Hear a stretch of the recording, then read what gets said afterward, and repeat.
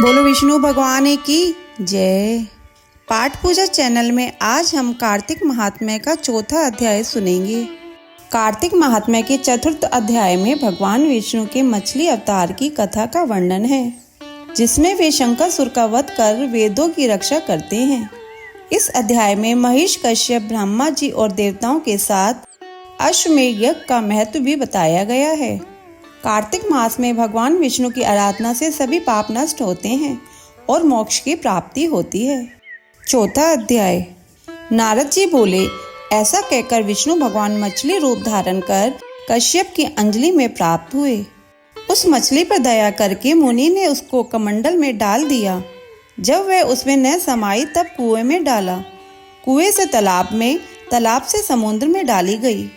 तब मत्स्य रूपधारी भगवान शंकासुर को मारते हुए और अपने हाथ में दबाकर चद्रीवन को गए और वहां सब ऋषियों को बुलाकर भगवान बोले कि जल के भीतर वेद निगमन हो गए हैं। तुम उन्हें ढूंढो और शीघ्रता पूर्वक जल में से निकालकर रहस्य समेत ले आओ। तब तक मैं सब देवताओं के समेत प्रयाग में निवास करूंगा। नारद जी बोले, तब तपोबली उन मुनियों ने बीज और यज्ञ मंत्रों सहित वेदों का उद्धार किया। उन ऋषियों में से जिसने जो निकाला वह भाग उसी ऋषि के नाम से प्रसिद्ध हुआ। पीछे सब मुनि मिलकर प्रयागराज को गए और प्राप्त हुए वेद ब्रह्मा सहित विष्णु भगवान को अर्पण किए। संपूर्ण वेदों को पाकर ब्रह्मा जी ने प्रसन्न हो देव और ऋषियों सहित अश्वमेध यज्ञ किया। यज्ञ के अंत में देवता गंधर्व, पन्नग, गुहाक पृथ्वी पर दंडवत कर प्रार्थना करने लगे। देवता बोले, हे देवादिदेव, हमारी विज्ञप्ति श्रवण करो। ये हमारी प्रसन्नता का स्थान है, इसे तुम वरदान दो। हे रमापते, इन ब्रह्मा जी ने इस स्थान में नष्ट हुए वेद फिर पाए और हमने यज्ञ के भाग प्राप्त किए, इसलिए आपके प्रसाद से यह स्थान पृथ्वी में अत्यंत श्रेष्ठ हो और पुण्य देने वाला हो, और यह महीना भी ब्रह्मा हत्या आदि को दूर कर अक्षय फल देने वाला हो। श्री विष्णु बोले, हे देवताओं, जो बात तुमने कही है यही मुझे भी अभिष्ट है, सो ऐसा ही होगा।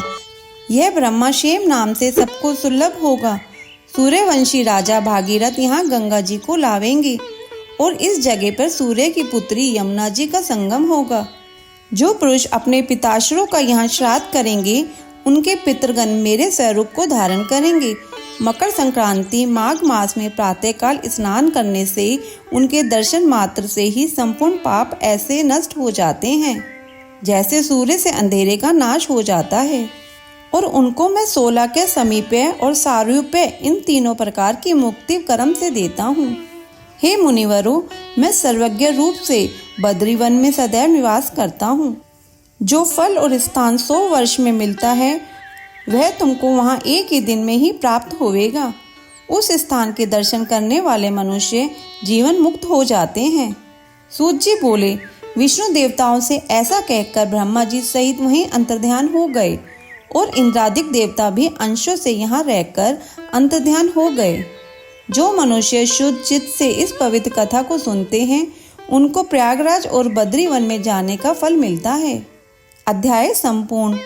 अगर आपको ये अध्याय सुनना अच्छा लगा हो तो इसे लाइक करके शेयर करें।